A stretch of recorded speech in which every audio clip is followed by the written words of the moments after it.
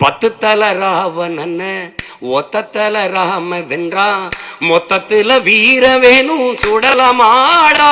இந்த வித்தைகளை கத்துக்காம சத்தியத்தை ஒத்துக்காம கத்துனா போனதெல்லாம் கிடைக்குமாடா தம்பி, கத்துனா போனதெல்லாம் கிடைக்குமாடா. புலி பசித்து கிடந்தாலும் புள்ளை தின்ன மாட்டாது, போட்டத திங்கிறமே சுடலமாடா. நம்ம பொண்டு உள்ள வாழ்க்கையில கண்ட சுகம் ஏதும் இல்ல, தெண்டத்துக்கு உழைக்கிறமே நியாயமாடா தம்பி, தெண்டத்துக்கு உழைக்கிறமே நியாயமாடா.